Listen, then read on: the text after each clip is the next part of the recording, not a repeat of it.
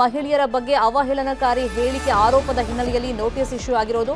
ಆ ನೋಟಿಸ್ನಲ್ಲಿ 10 ದಿನಗಳ ಒಳಗೆ ವಿವರಣೆ ಕೊಡಬೇಕು ಅಂತ ಹೇಳಿ ಸೂಚನೆ ಕೊಟ್ಟಿದ್ದಾರೆ. ವಿವಿಧ ಮಹಿಳಾ ಸಂಘಟನೆಯವರು ದೂರನ್ನ ಕೊಟ್ಟಿದ್ರು. ಮಹಿಳೆಯರ ಬಗ್ಗೆ ಎರಡೆರಡು ಬಾರಿ ಅವಹೇಳನ ಮಾಡಿದ್ದಾರೆ ಅಂತ ಹೇಳಿ ಆರೋಪ ಮಾಡಲಾಗಿತ್ತು. ಮಹಿಳಾ ಆಯೋಗದಿಂದ ನಟ ದರ್ಶನ್ ಈಗ ನೋಟಿಸ್ ಇಶ್ಯೂ ಆಗಿದೆ.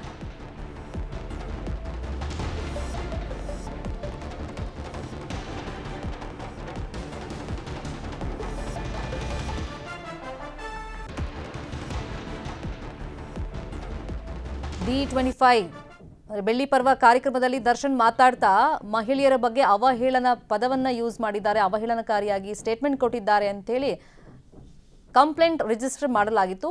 ಬೇರೆ ಬೇರೆ ಮಹಿಳಾ ಸಂಘಟನೆಯವರು ಪೊಲೀಸ್ ಸ್ಟೇಷನ್ಗೆ ಹೋಗಿ ಕಂಪ್ಲೇಂಟ್ ಅನ್ನು ಕೊಟ್ಟಿದ್ರು. ಸಾಕ್ಷಿ ಎಂಬಂತೆ ಈ ವಿಡಿಯೋ ಎಲ್ಲ ಕೊಟ್ಟು ಬಂದಿದ್ರು.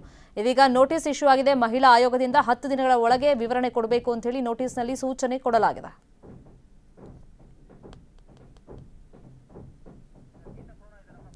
ಇದೇ ವಿಚಾರವಾಗಿ ಇನ್ನಷ್ಟು ಡೀಟೇಲ್ ಆಗಿ ಇನ್ಫಾರ್ಮೇಶನ್ ಕೊಡೋದಕ್ಕೆ ಫೋನ್ ಸಂಪರ್ಕದಲ್ಲಿ ಜಾಯಿನ್ ಆಗಿದ್ದಾರೆ ನಮ್ಮ ಸಿನಿಮಾ ಬ್ಯೂರೋ ರಿಪೋರ್ಟರ್ ಗೀತಾ. ಇದು ನಿರೀಕ್ಷೆ ಇತ್ತು, ಕಂಪ್ಲೇಂಟ್ ಆದ್ಮೇಲೆ ಈ ತರ ನೋಟಿಸ್ ಇಶ್ಯೂ ಆಗ್ಬೋದು ಅಂತ. ಈಗ ಅಧಿಕೃತವಾಗಿ ನೋಟಿಸ್ ಇಶ್ಯೂ ಆಗಿದೆ. ನೋಟಿಸ್ ಅಲ್ಲಿ ಏನೆಲ್ಲ ಮೆನ್ಷನ್ ಮಾಡಿದ್ದಾರೆ?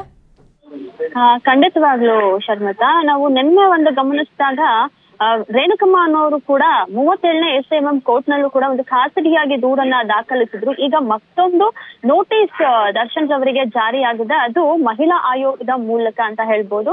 ಗೌಡತಿ ಅವರ ಸೇನೆ ಏನಿತ್ತು, ಅವರು ಒಂದು ಕಂಪ್ಲೇಂಟ್ ಅನ್ನ ಕೊಡ್ತಾರೆ ಮಹಿಳಾ ಆಯೋಗಕ್ಕೆ ಹೋಗಿ. ಒಂದ್ ರೀತಿ ಹೆಣ್ಣು ಮಕ್ಕಳಿಗೆ ಗೌರವ ಕೊಡದೇ ಇರುವಂತಹ ರೀತಿಯಲ್ಲಿ ಮಾತನಾಡುವಂತದ್ದು, ಅವರ ಭಾವನೆಗಳಿಗೆ ಧಕ್ಕೆ ತರುವಂತೆ ಬಿಂಬಿಸುವಂತದ್ದು, ಆ ರೀತಿಯ ಒಂದು ಹೇಳಿಕೆಗಳಿಂದ ದರ್ಶನ್ ಅವರ ಬಗ್ಗೆ ಒಂದಷ್ಟು ಬೇಸರವನ್ನ ವ್ಯಕ್ತಪಡಿಸಿದ್ದು. ಇದಕ್ಕೆ ಸಂಬಂಧಪಟ್ಟಂತಹ ಒಂದಷ್ಟು ವಿಡಿಯೋಸ್ ಗಳನ್ನ ದಾಖಲೆಯನ್ನ ಕೊಟ್ಟಿರೋದಾಗೂ ಕೂಡ ಆ ಗೌಡತಿಯರ ಸಂಘದವರು ಕೂಡ ಸೇನೆಯವರು ಹೇಳಿದ್ರು. ಇದಕ್ಕೆ ಸಂಬಂಧಪಟ್ಟಂತೆ 23ನೇ ತಾರೀಕು ಒಂದು ನೋಟಿಸ್ ಅನ್ನ ಈಗ ಆಲ್ರೆಡಿ ಒಂದು ಇಶ್ಯೂ ಮಾಡಿದ್ದಾರೆ ರಾಜ್ಯ ಮಹಿಳಾ ಆಯೋಗದ ಕಡೆಯಿಂದ.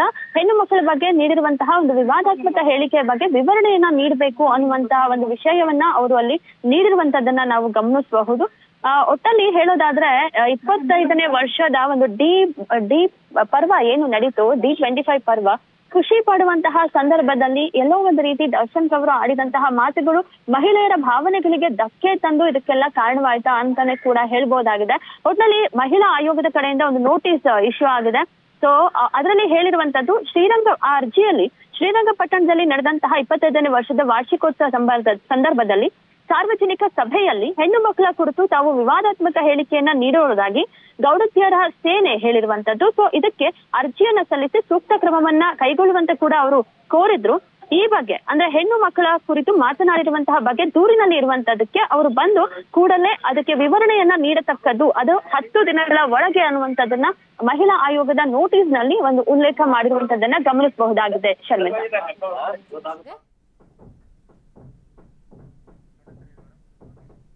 ಥ್ಯಾಂಕ್ ಯು ಗೀತಾ ತಮ್ಮೆಲ್ಲ ಇನ್ಫಾರ್ಮೇಶನ್ಗೆ.